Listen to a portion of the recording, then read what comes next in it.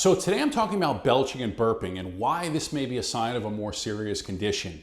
While it's normal to burp every now and then after eating and drinking something with carbonation, there is a condition that affects your gut known as SIBO, and that can cause excessive belching, burping, and a sensation of just always feeling full or bloated. Now, if you are also someone who experiences acid reflux and you're used to having to take something like proton pump inhibitors or acid reflux medications, this burping and belching may be due to an overgrowth of harmful bacteria in your small intestines. This is unfortunately a common problem for people taking these medications, and what often happens, if not addressed, it can obviously lead to much more serious problems than just burping and belching. And that's what I'm going to talk about in today's video. Well, hey there, I'm Dr. Hagmeyer, and if this is your first time to the channel, I want to welcome you here. Today I'm talking about this connection between this constant burping and belching and potentially a much more serious problem, such as this overgrowth of bacteria that takes over our small intestines. Now, this overgrowth is better known as SIBO, and for millions of people around the world, worldwide, it can be an incredibly debilitating condition. SIBO in the conventional world of allopathic medicine is usually missed during diagnosis, and very often by the time it is properly identified and it is properly diagnosed and even treated, it's now causing things like chronic skin inflammation, chronic conditions like bloating, brain fog, fatigue, acid reflux, constipation, diarrhea, gallbladder problems, fatty liver disease, and believe it or not, that's really just the tip of the iceberg when it comes to the different problems that SIBO can cause. When you have SIBO, this bacterial overgrowth is also compromising the way you absorb crucial vitamins and minerals. SIBO is estimated to affect upwards of 80% of patients who have irritable bowel syndrome. So if you are someone who has unexplained burping and belching, or you went to your doctor or GI doctor and they couldn't provide you with answers and you have irritable bowel syndrome, this may be your problem. But here's what's important. If you're experiencing this frequent belching or bloating or burping, taking Tums, maybe taking some other kind of antacid or being put on proton pump inhibitors, if that's what you're doing just to get through the day-to-day symptoms, you're covering up and masking up a potentially very, very serious problem.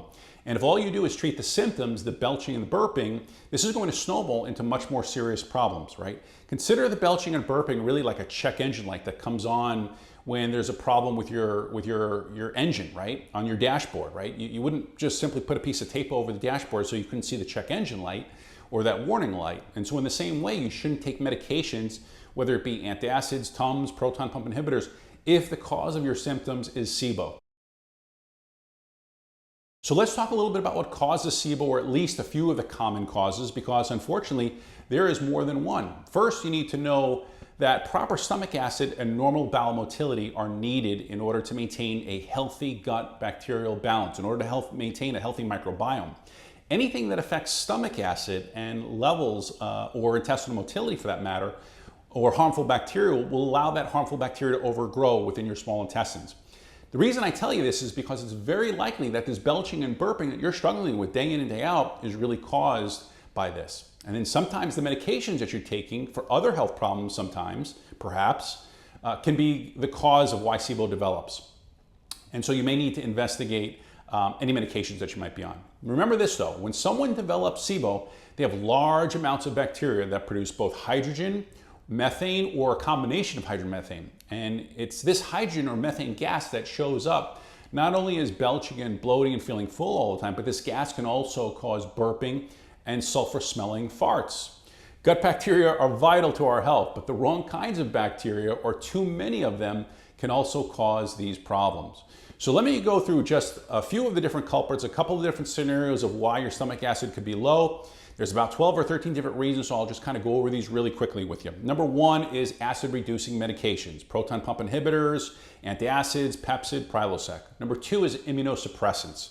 Number three is gastroparesis. This is when the stomach doesn't empty its contents. Food and waste just sit there. Number four is celiac disease or even gluten sensitivity. Number five is chronic constipation. Number six is slow digestion and motility. 7 is surgery. This could be scar tissue from C-sections, endometriosis, tummy tucks, hysterectomies, previous surgeries. 8 is hypothyroidism. 9 is stress, high cortisol. Number 10 is a diet that has a lot of sugar and carbs and alcohol. Number 11 is infection, gut infections. And number 12 bout of food poisoning within the last year to year and a half. And the last reason is structural problems in the intestines. Maybe it's an ileocecal valve disorder or problems with the lower esophageal sphincter. So those again are just some of the problems that can cause SIBO, but can also alter your stomach acid levels. So here's a few questions that you really need to ask yourself if you're struggling with this constant burping and belching, maybe even gas. Number one is, do you find yourself frequently bloated? Have you had a recent bout of food poisoning in the last 12 to 18 months? Do you struggle with brain fog or memory issues? Do your symptoms of bloating and burping or flatulence, do they get worse after you eat sugar or fiber? And if you find yourself reaching for those antacids, you could be making your problem worse. And the problem with antacids is that when the stomach acid is low and motility in the small intestines is slowed down, this creates the perfect environment or the perfect breeding ground for these bacteria to really just thrive, take over, and then begin colonizing within your small intestines. And like I mentioned just a moment ago, the gas that's produced is really just a byproduct of these bacteria. And that's what could be causing your chronic burping and your chronic bloating. Again, this is the perfect time for me to just quickly mention that if you visit my website, I have a SIBO quiz or a questionnaire that you can find on my website. It goes through about maybe 15 or 20 different questions. It can assess your risk for SIBO to see if you should take the next step and get tested. So what happens if you don't address SIBO? How serious is this? Well, it's worth repeating that you'll develop all kinds of problems with absorption. It might be poor absorption of proteins. It might be poor absorption of fats and carbohydrates. You see, your small intestines is really responsible for helping break down foods, but it's also a major place where absorption takes place. And the overgrowth of bacteria can hinder this process, causing this malabsorption, causing loose stools, causing gas and bloating issues. And again, if you can't absorb your nutrients, you end up with all kinds of vitamin deficiencies.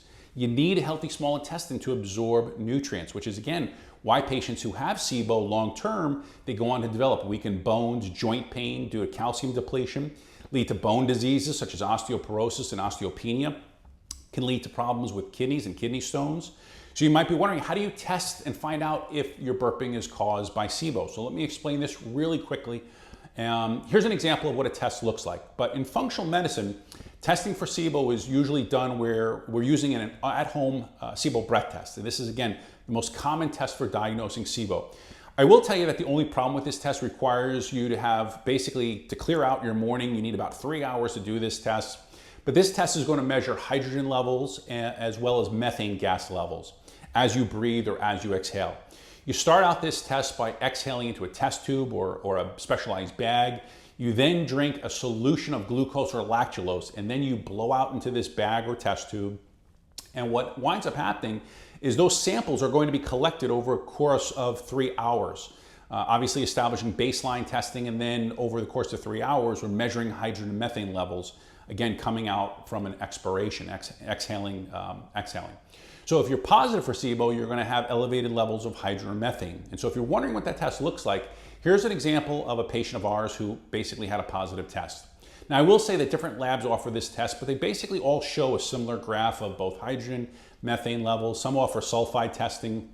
But the important thing to look for is you want a 3-hour test, not the 2-hour test. So there you go. If you like today's video, here's another video that I think you should watch right after this one.